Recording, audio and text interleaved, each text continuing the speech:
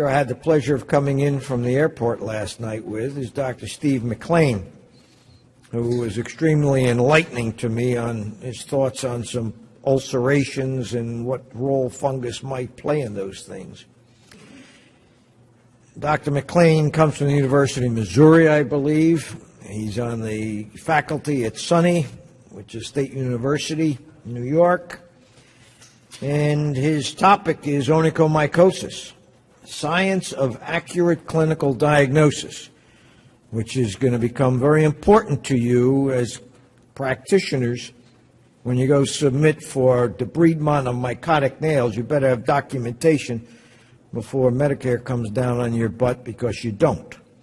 So in any event, from a scientific approach, would you please welcome Dr. Steve McLean.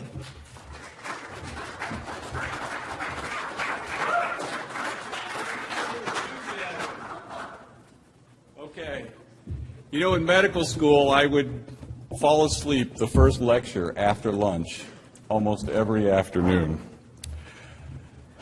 I hope the same does not fall to you. I'm a dermatopathologist, MD, and I wanted to stress to you that we are all one.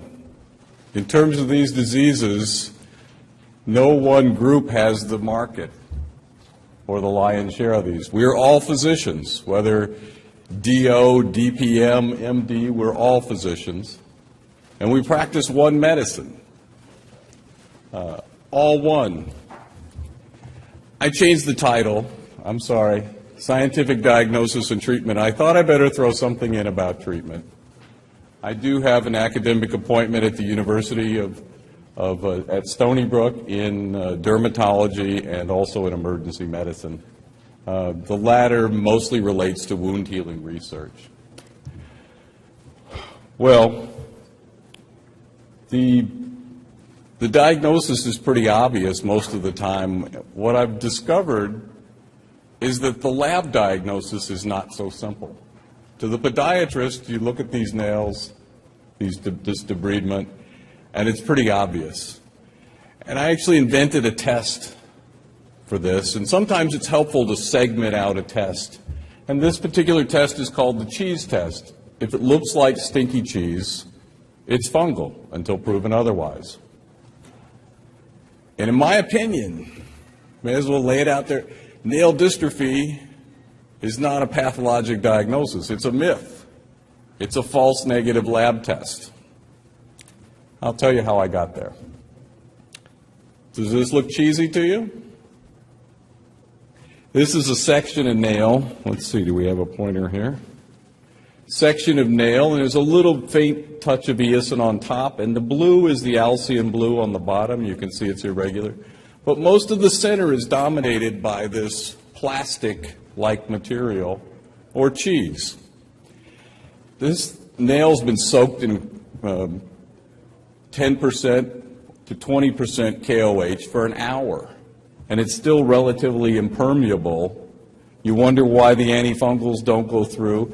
There's this big plastic component in the center, and it's why these nails are so hard. They're abnormally hard because of highly cross-linked fungal polymers.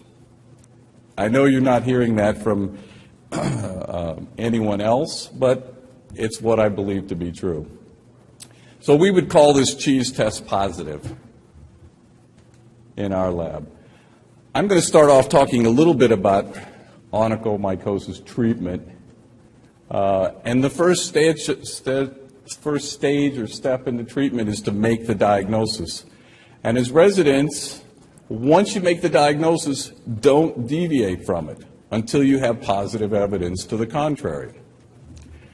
The treatment then, it begins with something like debulking the nail or avulsing the nail. And the dermatologists routinely use 40% urea to knock all that cheese stuff down, and then they'll treat with terfenadine. Suppressing fungal sex in the nail bed. Women patients are frequently bothered by the notion of fungal sex in the nail bed. I don't know why, but they really are bothered by that. And it's what's happening. It's the infection foments in the nail bed, way down low.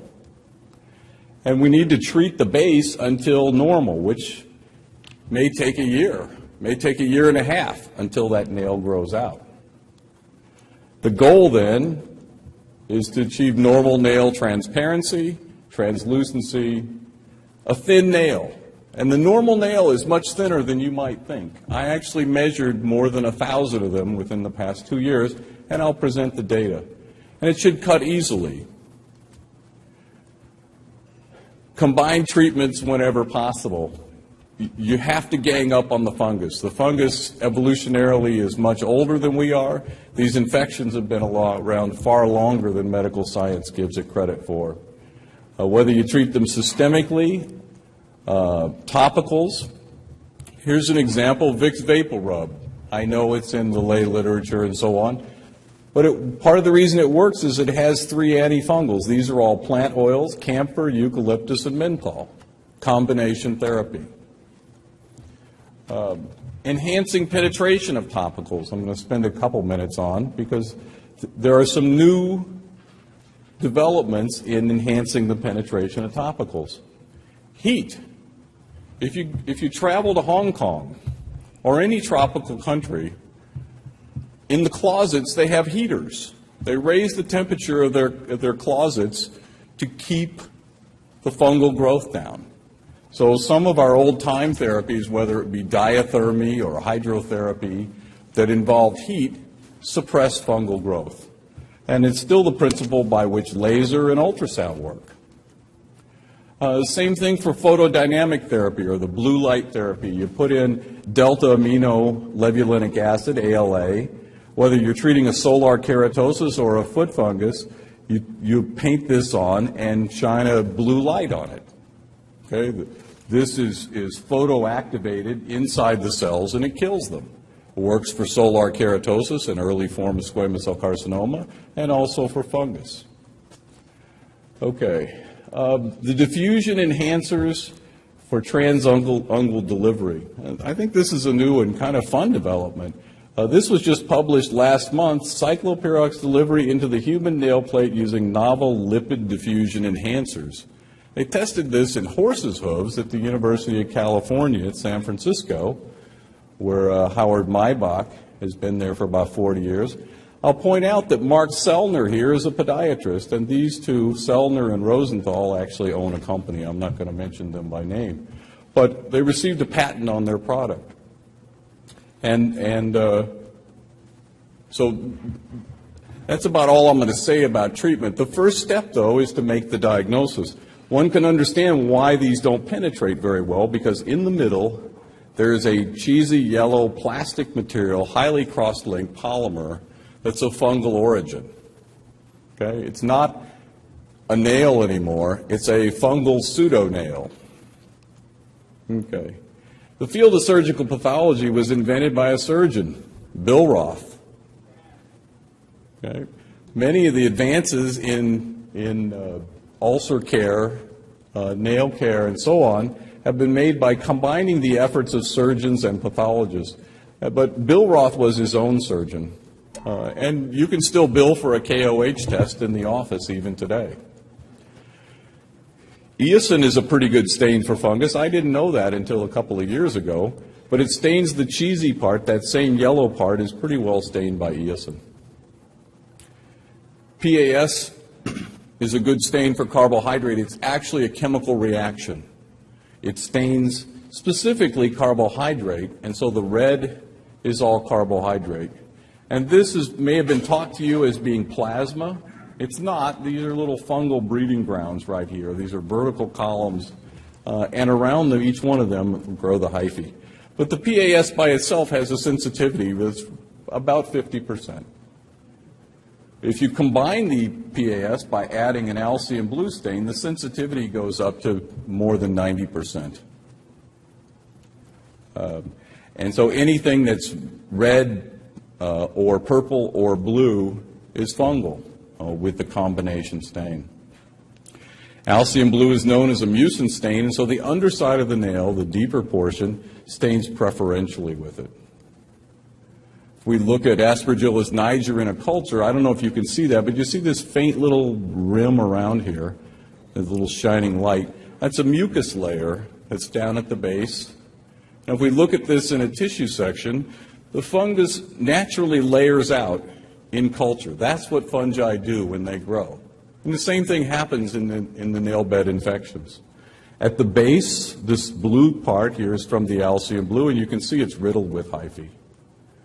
If we zoom in on it, I thought those were just hyphae and some bubbles, but if you look at these, you notice that there's some cross. These are septate immature hyphae, but they're only staining with Alcium blue. Okay, so the immature hyphae will stain with Alcium blue and not with PAS. Notice that the PAS is being laid down almost like on top of the railroad tracks. In the center is the Alcium blue positive part, and the carbohydrate is laid down on top of it. And that's what fungi do in culture. That's part of what they do. Part of the reason we're as good as we are today has to do with this Cuban-born dermatologist from Miami, Nardo Zeiss. He still practices. And he wrote this paper in the Archives of Dermatology in 1972, and he described the discoloration, the presence of tinea pedis, the onychomycosis or splitting, and that the nail was thick. And we know now it's mainly nail bed that's due to the thickening. But in this same paper, and this is a time when, this is pre-Lamisil, when surgical excision for onychomycosis was done. Can you imagine that? Taking off the entire nail unit surgically.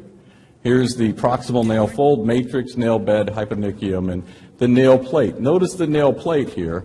Most of this thickness is not due to the nail plate, but this accumulation of nail bed cornified cells. So most of the infection, and in fact, if we look at the nail bed, here's the normal epidermis. The nail bed is hyperplastic. And this dark line above it is part of the disease. So it's an accumulation. The infection is centered in the nail bed, and so the treatment has to not only take care of this mass of fungus on top, but also the infection in the nail bed epithelium. This is a great paper.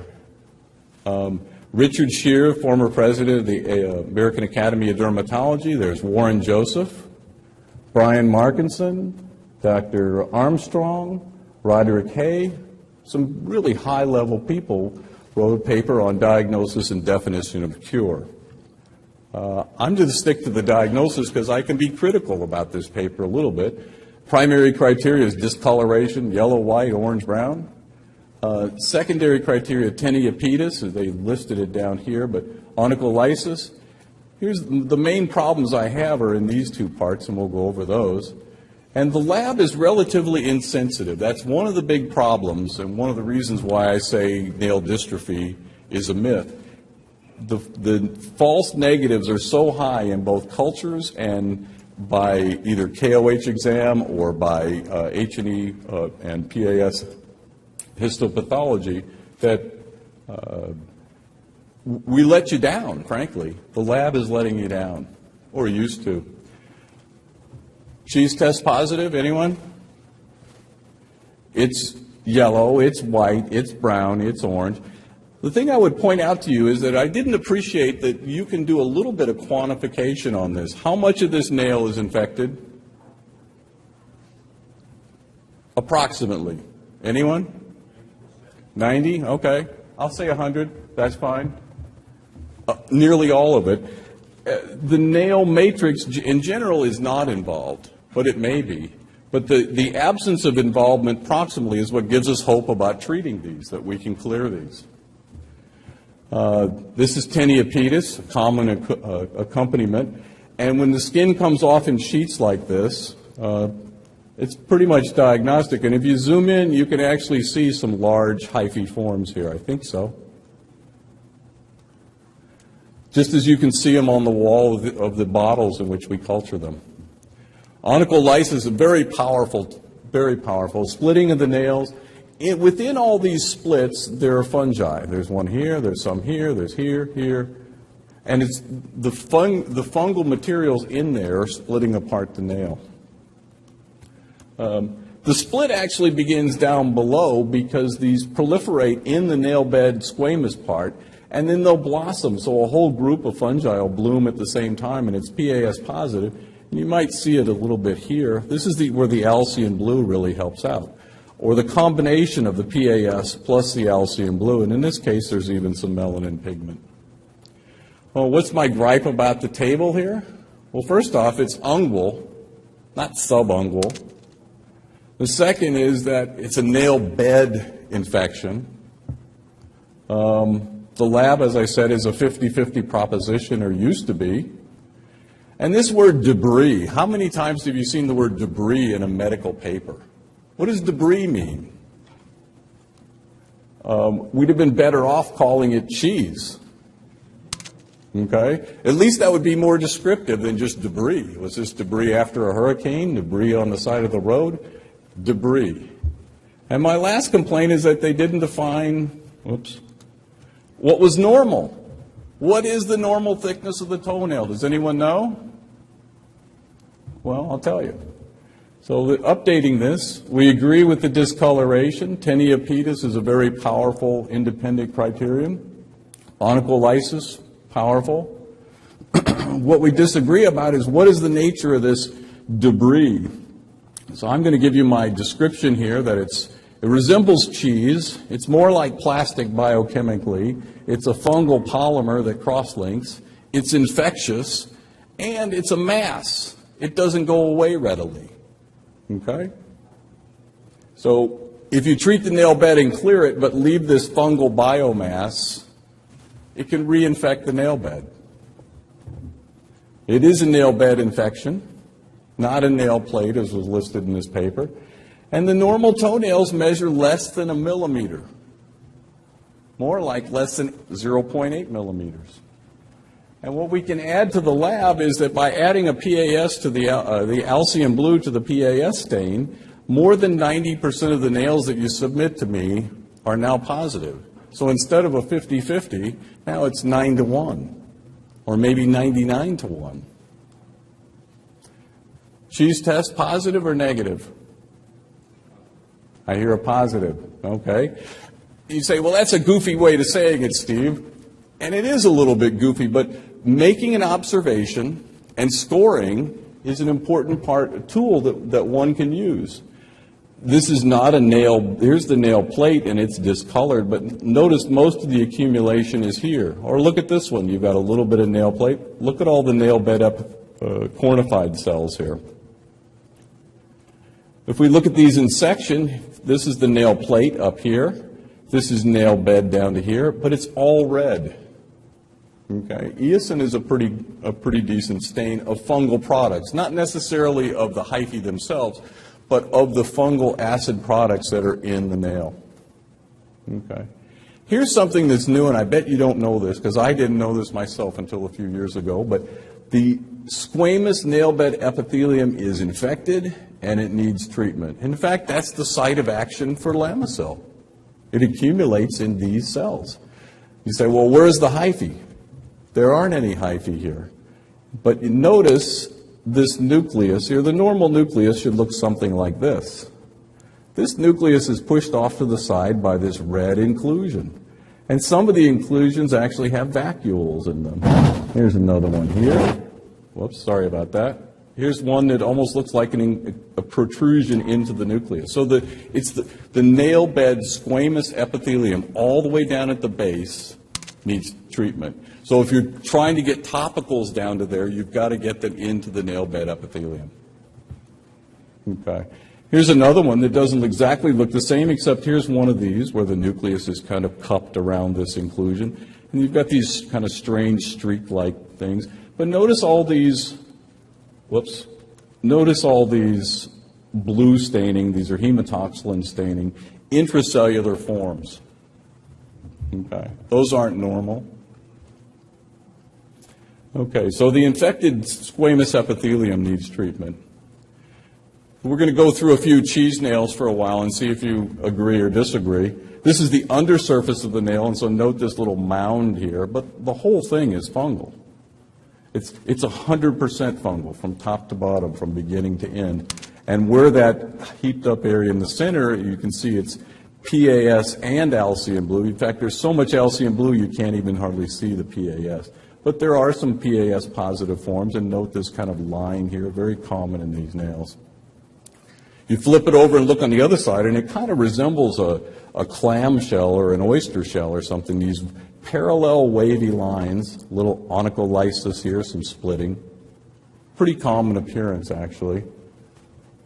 Anyone? Cheese or not cheese?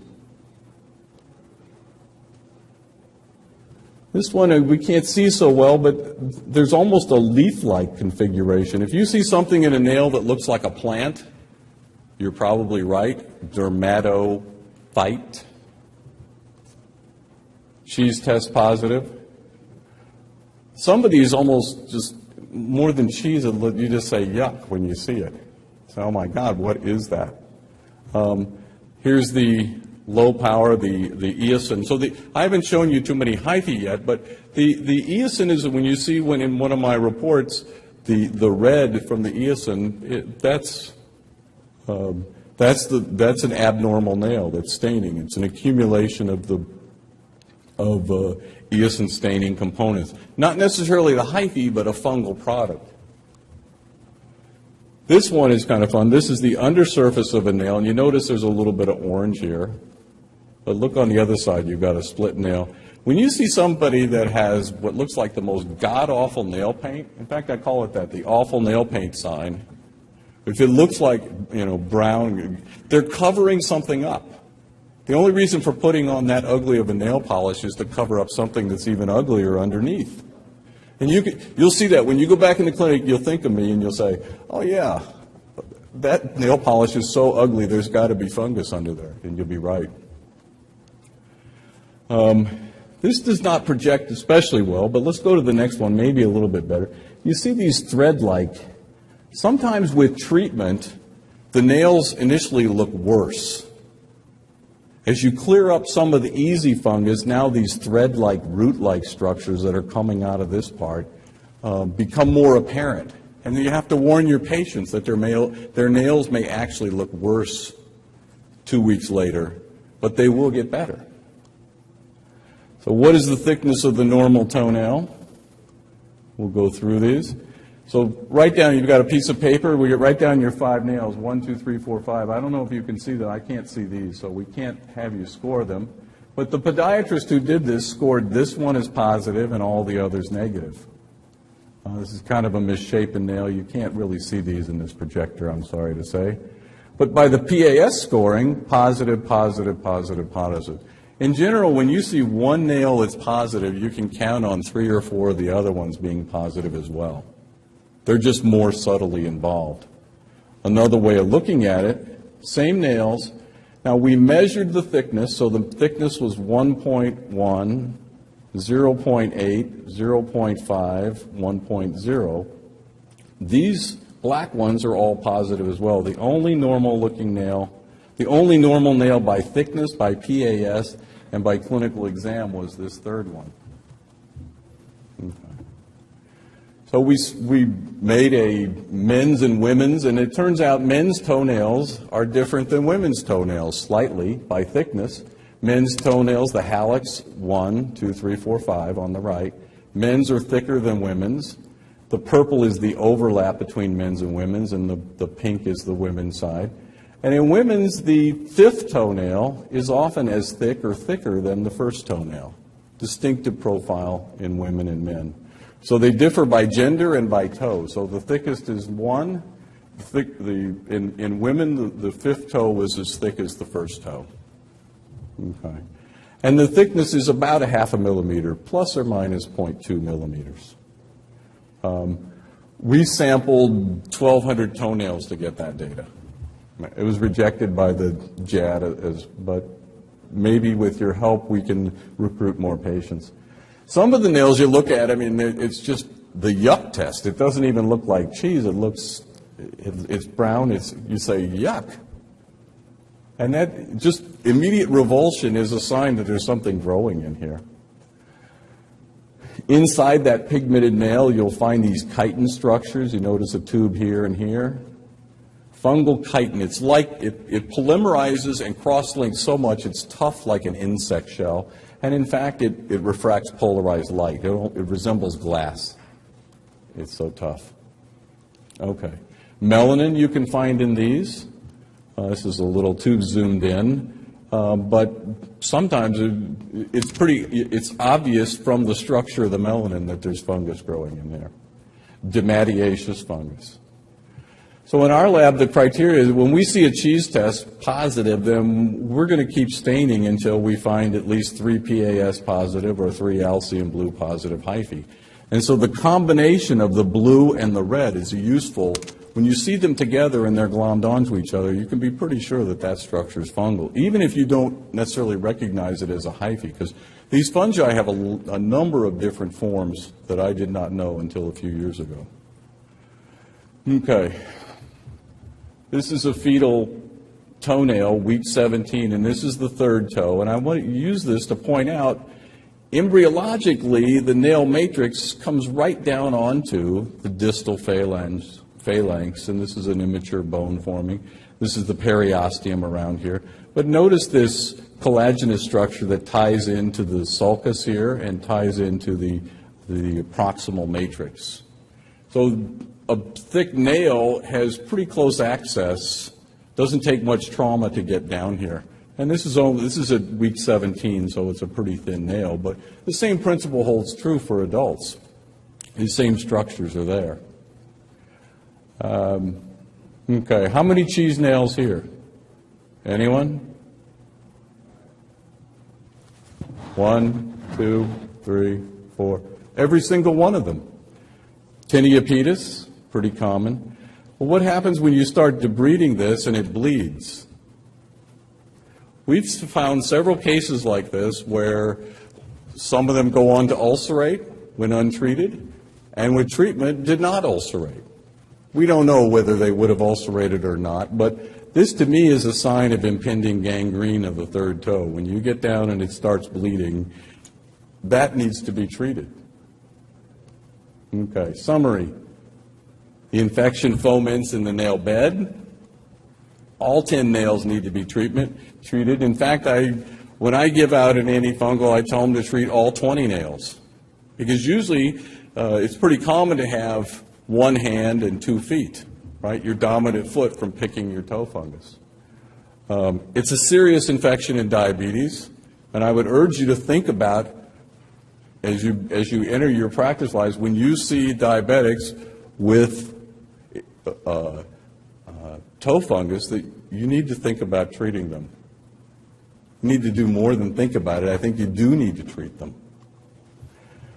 To me, onychomycosis is difficult to detect, and so what happens is that in the old days, my rate, I had about 50% nail dystrophy and about 50% toe fungus. As my methods have improved, I now see nail dystrophy as a diagnostic myth. It's a false negative lab test. If we do enough stains, if we do enough cultures, you'll find the fungus. If anyone of you wants to participate in the normal nail study, we're trying to finish it by the end of the year. Photograph, score them, and clip each nail. Submit them in 10 separate nail bags to my attention. In closing, toe fungus is not the most important part of my work. Wound healing is. My interest, what led me to podiatric pathology was wound healing, my interest in wound healing. We've been studying wound healing at Stony Brook for a long time. You say, well, here's a day 28, this is an animal study, and here's a diabetic wound. It started out 6 millimeter punch biopsy that went right through to fat, and it's healed completely in 28 days. The glucose was 600 at this time. You say, well, that's pretty good, until you look at the normal. The normal measures about 0.9 millimeters. This measured 2.7 millimeters across. And notice the thickness of the scar.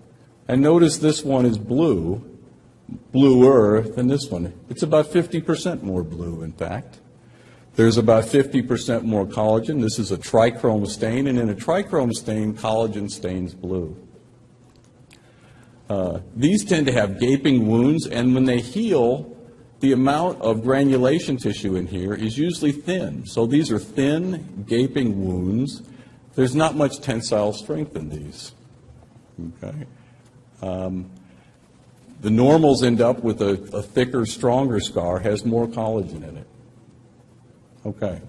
So in closing, while my main interest may be wound healing, the toe fungus, what is not known about toe fungus is surprising. Many of these, I think one of the mistakes that podiatrists make is in not biopsying enough. If you're getting too many false negatives from your lab, there are some things you can do about it.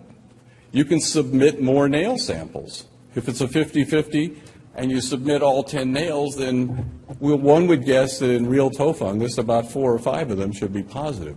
So just submitting more sample would help. I look forward to talking to you in the future about work in diabetic foot ulcers, because I think that is where the podiatrist can have a real difference. Dermatologists are not doing much work in this field. Surgeons are not doing much work in this field.